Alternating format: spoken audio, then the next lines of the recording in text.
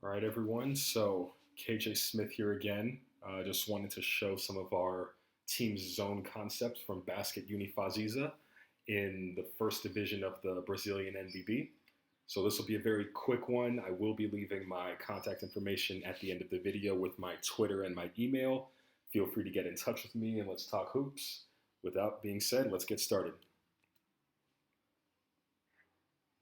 The first concept we're going to look at is what I call the window, and I think it's a really unique way to open up the zone. It's fast, it's easy to learn.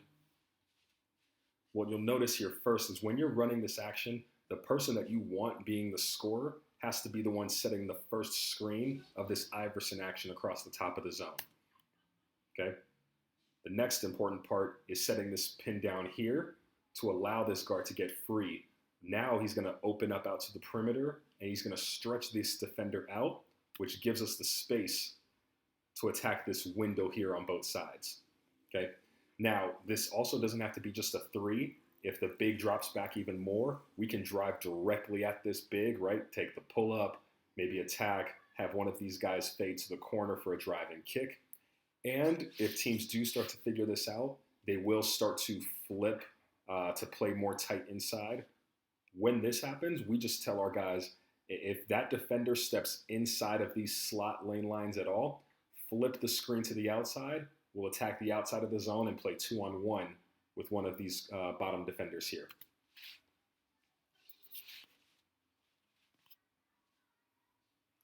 You can also do that same concept from the side. And this is a really good one, especially if you have a guard that can snake back to the middle. So after this first pass, you get one guard as a shooter, pinning down here and then popping out. You get your other, particularly your four, especially if they can shoot, setting the second screen. Now, you'll notice this other guard coming all the way over to contest this shot, which is a great way to distort the zone. If that doesn't happen, another thing you can do if you don't have this three is you can attack this big by snaking across the free throw line toward the paint. When you snake this here, what we want is we want our five to slide behind underneath this bottom of the zone here to this opposite dunker spot. Now what happens is as this guy slides and we're engaging this defender, now you're rotating and attacking this back of the zone. So as this guard would a snake, this guy has to step up to defend, which means it's 2 against 1 here. If he doesn't take the shot on the snake, he's got the dump off pass here to the big, and there's no help from this defender who's guarding the shooter out here. And then you've got this guy waiting to spot up down or face up.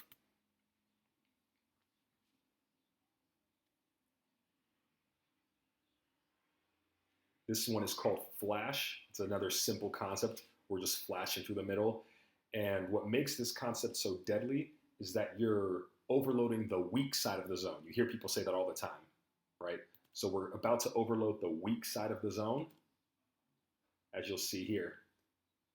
And you'll bring the ball to that overload. So right now, you've got 3 players on the back of the zone, a 4th player about to come over.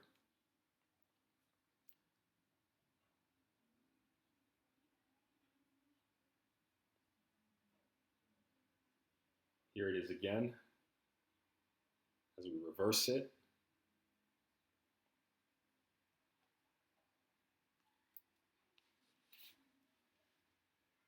Now,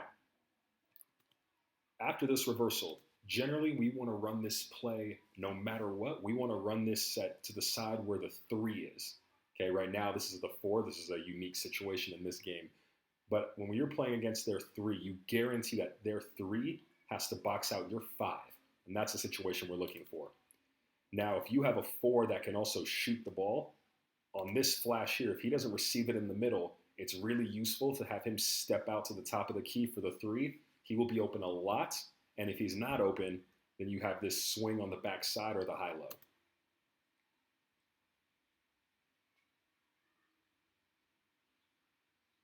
Here's that concept one more time. Again, here's X3. Here's our reversal.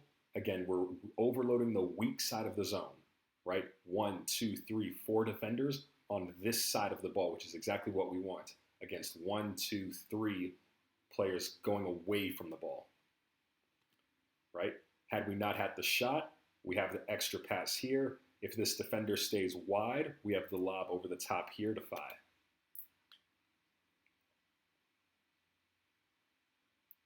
And again, the nice thing about these is that they're very simple, quick hitting actions. They don't require a lot of thinking. It's very simple to read.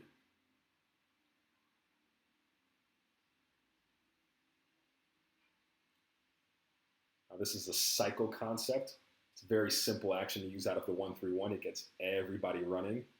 And this is a good one for especially teams that I say like to do a lot of dribble drive, a lot of drive and kick. And here's why. You start in your traditional 1-3-1, especially with your 4 here, not your 5. I'm a very big proponent of not putting your 5 in the middle of a 1-3-1 here. After this initial cut through, we pop out our 4 to the wing, our 1 to the corner, right? Our 2 shooters preparing to go off the action. Now what makes this deadly is if we don't have this, right? This situation here, it forces the 5 to step out to defend this. If 5 were to actually sniff this out and get out earlier, then you've got a post up here on the backside against the guard. If not, you can keep stringing this ball out. You kick ahead here. You create a nice drive and kick without any type of jab step or shot fake. You can just catch on a dead run with this guy. If he catches on the dead run, when he drives, it's drive and kick playing 2-on-1 against this guy. So even if you don't get this option, just continue into the action and you'll really get some good shots out of this.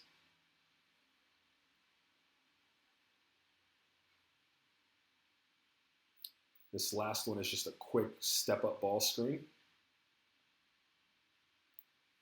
Now, who is screening and where is the detail here? Again, we want our 4 always in these screening actions. Now, ideally, we would want to screen this guy also if we can. Depending on how they're guarding us in their zone, we will guard different things and we'll set screens in different areas.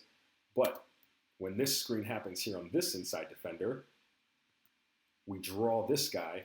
Now we just have to read this defender. This time he plays in on the dunker, so it's easy for us to kick out.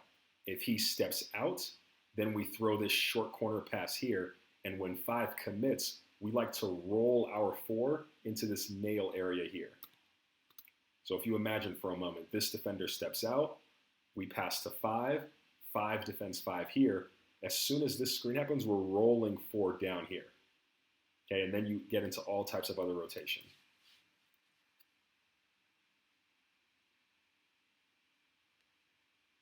All right, so that does it for my presentation. Like I said, it's really short on some simple zone concepts. Feel free to contact me with any questions, and I'd love to talk hoops with you guys, and I'll see you next time.